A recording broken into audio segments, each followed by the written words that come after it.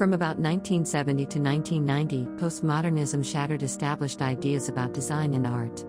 A brilliant mix of theatrical and theoretical, postmodernism ranges from the colorful to the ruinous, the luxurious to the ludicrous. It is a visually thrilling, multifaceted style which so famously defies definition. Postmodernism was a drastic departure from the utopian visions of modernism, which had been based on clarity and simplicity. The modernists wanted to open a window onto a new world. Postmodernism's key principles were complexity and contradiction. If modernist objects suggested utopia, progress and machine-like perfection, then the postmodern object seemed to come from a dystopian and far from perfect future. Postmodern designers salvaged and distressed materials to produce an aesthetic of urban apocalypse.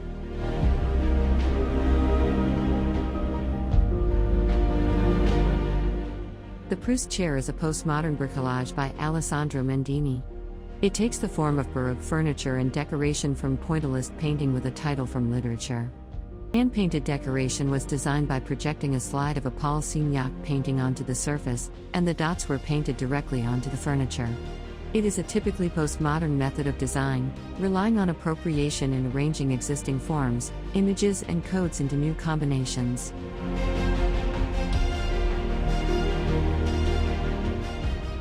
Benetton has used global issues in its posters since the 1980s. It sees campaigns both as a means of advertising and as a focus for discussing the principal social and political issues of our time. Through their universal impact, the campaigns win the attention of the public and stand out from the general mass of media images. This makes for successful advertising. But their publicity attracts both controversy and acclaim, the latter in the form of advertising prizes. This architectural elevation of the AT&T building, later to become the Sony building, in Manhattan is considered a landmark in postmodern architecture. The architect Philip Johnson, ironically, did much to promote modernism in the United States during his early career. He introduced such influential European architects as Mies van der Rohe, Le Corbusier and Walter Gropius to the country, where their influence would shape 20th-century American architecture. Yet, his later years are characterized by a move towards postmodern thinking. The top of the AT&T building boasts an unorthodox addition which resembles a Georgian pediment in the style of a Chippendale bookcase or wardrobe.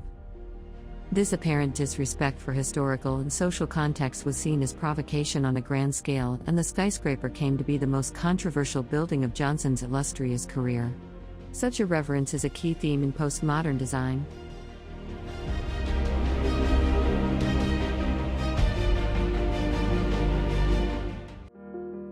The postmodern novel is by definition a radical experiment that emerges when a writer feels the customary tropes of fiction have been exhausted.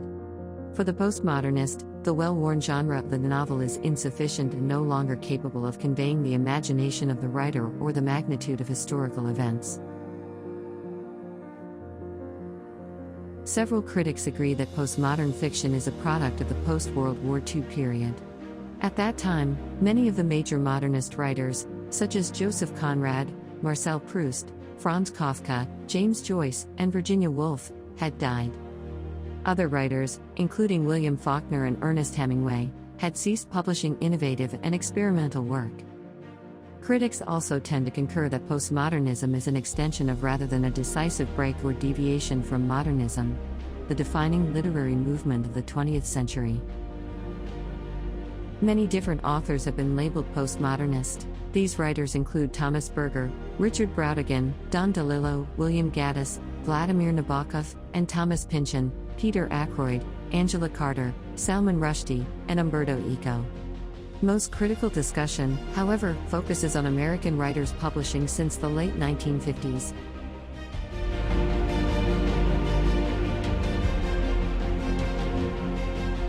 Like the modern novel, the postmodern novel is subversive. That is, it counters traditional notions of plot, narrative, chronology, and character development.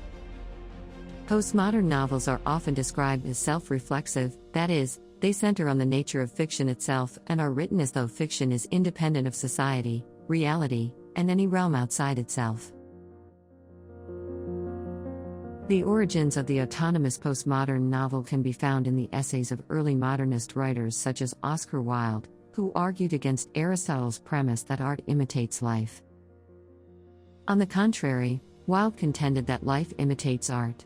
Like the modernist, the postmodernist seeks to overturn or disrupt conventional ways of apprehending history to demonstrate that the past is, in large part, an invention of the present, and a projection of the story the novelist wants to tell.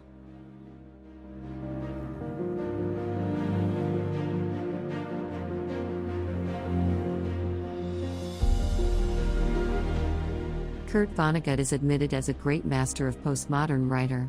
Vonnegut's success is mainly attributed to his unique narrative approaches, various expressive methods, and dramatic artistic effects. The application of metafiction is particularly obvious and significant in his novels. Slaughterhouse-Five is one of typical examples of the successful adoption of metafiction.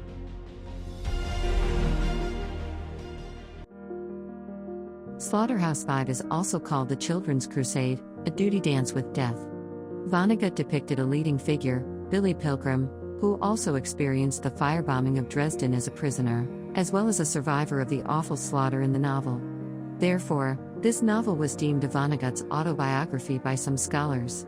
An absurd journey, or more accurately, an almost frantic time travel of the protagonist Billy Pilgrim was described in the novel. Vonnegut skillfully created a novel about the time travel of Billy, who shared the identical traumatic experience in World War II with that of Vonnegut. Kurt Vonnegut celebrated novel Slaughterhouse-Five, or The Children's Crusade, A Duty Dance with Death, 1969, considered his postmodernist masterpiece, is in part an explicit autobiography, which already marks a departure from novelistic conventions. Vonnegut opens with an account of his experience in Dresden, when the German city was firebombed during World War II. This horrendous event that destroyed a civilian population for no strategic purpose was seared into Vonnegut's memory.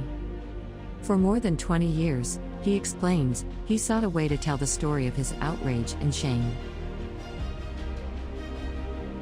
Trying to convey the significance of what he saw to an army buddy's wife, and recoiling from her accusation that he will tell the story in a conventional way.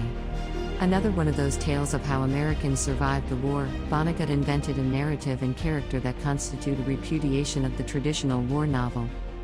Whereas most war novels provide a chronological and panoramic structure with a cross-section of representative characters, a good example is Norman Mailer's The Naked and the Dead, 1948. Vonnegut focuses on a single protagonist, Billy Pilgrim, who is not merely a product of his place and time. Indeed, Pilgrim is introduced as a person who has come unstuck in time. What follows in Slaughterhouse-Five is part observation of Vonnegut's contemporary world and his World War II past, and part projection into the world of aliens, with Billy as the abductee. Consequently, Billy bounces around in time but is never simply a product of that time. Somewhat like Burroughs, who uses the world of drugs to gain a perspective on the monolithic and uniform blandness of his age. Vonnegut uses aliens, the Tralfamadorians, as a way to defamiliarize the contemporary world and make Billy see his surroundings in a fresh way. Slaughterhouse-Five is liberating, a break from the imprisoning perceptions of Kant, the weight of history, and the rule of orthodoxy. Just as Vonnegut has liberated himself from the established genre of the novel, so he expects his reader to eschew the crutches of chronology and plot. Meaning is not sequential but cyclical, so that events in Slaughterhouse-Five are repeatable and time becomes a kind of canvas on which human consciousness imprints itself. Rather than the form of history or of the novel being fixed, this fluid nexus of character and event promulgates a postmodern freedom for writer and reader alike.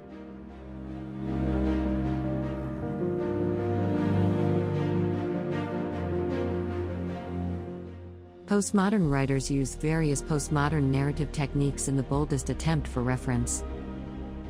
Especially, the application of metafiction is ubiquitous in the postmodern novels. Metafiction came into people's visions in 1960s and then came to light. Afterwards, metafiction put a new soul into postmodern culture, especially postmodern novels. As a result, postmodern writers usually attempt to wield metafiction to express their real feelings about the world and search for truths at a crucial crossroads of fiction and reality. The metafiction of Vonnegut's style, applied in Slaughterhouse-Five, shows itself in three distinctive approaches: nonlinear narrative, collage, and parody. Each method has relatively distinctive features. Nonlinear narrative does not follow chronological order of events, and behaves itself in an abnormal way, such as chaotic spacetime view or transformation of personal perspectives. Collage means mingling various original parts of other materials and recombining them, then taking shape in a new text. Parody means that one novel imitates deliberately other novels' contents and forms to apply to an inappropriate and even converse context, so that the novel can realize its irony and criticism.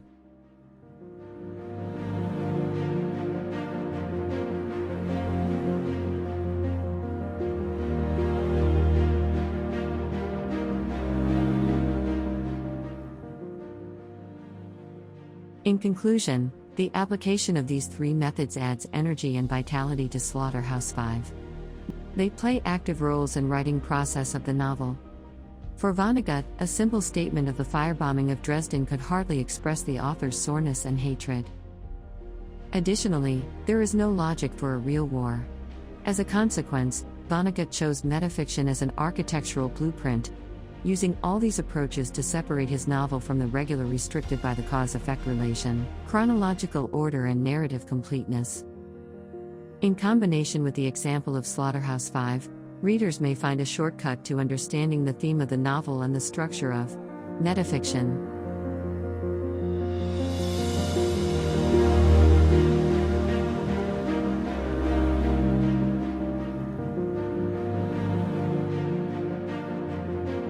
Thank you for watching. Have a great day.